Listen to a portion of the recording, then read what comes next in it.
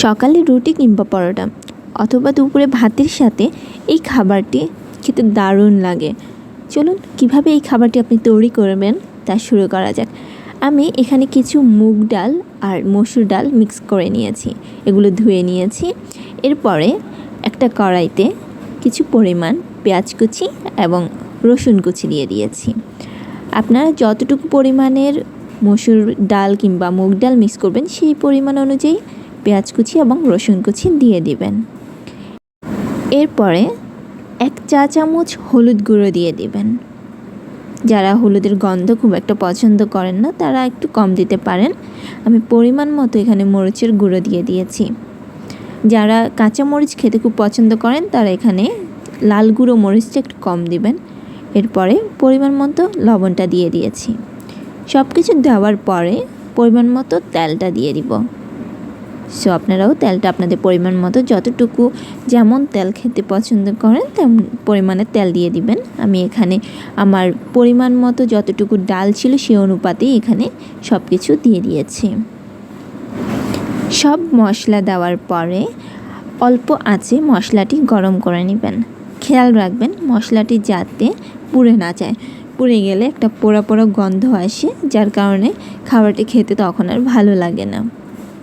সেজন্য চেষ্টা করবেন অল্প আঁচে মশলাটি কষানোর জন্য। যারা নতুন রান্না করছেন তারা কিভাবে বুঝবেন যে মশলাটি কষানো হয়েছে? মশলা যখন একটা সুন্দর কালার আসবে এবং তেলটা উপরে ভেসে আসবে তখনই বুঝবেন যে মশলাটি কষানো হয়ে গেছে।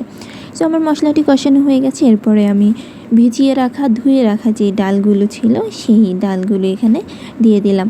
আপনারা চাইলে ডালগুলো একটু আগে কিংবা 1 ঘন্টা 1.5 ঘন্টা আগে ডালগুলো ভিজিয়ে রাখতে পারেন। এক্ষেত্রে আপনার 10 মিনিটের রান্না 7-8 মিনিটেই শেষ হয়ে যাবে।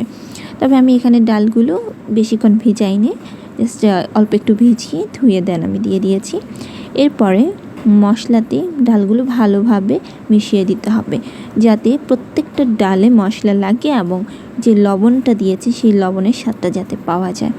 খুব ভালোভাবে সতর্কতার সাথে এগুলো নাড়তে হবে যাতে না লেগে যায়, কেননা ডাল কিন্তু খুব সহজেই পাত্রের সাথে লেগে যায়। ভালোভাবে নেড়ে একটা ঢাকনা দিয়ে ঢেকে দিবেন।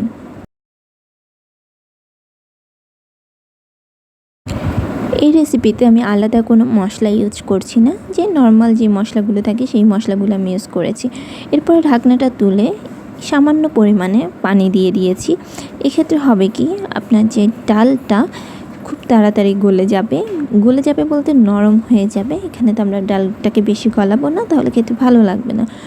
সো এটা জাস্ট একটু নরম হওয়ার জন্য আমি একটু পানি দিয়ে দিয়েছি। তবে যাদের হাতে অনেক বেশি সময় আছে, যারা সময় নিয়ে রান্না করতে পছন্দ করেন, তারা কিন্তু পানি না দিয়ে জাস্ট একটু অল্প আঁচে রেখে দিবেন, ডালটা খুব সুন্দরভাবে হয়ে যাবে।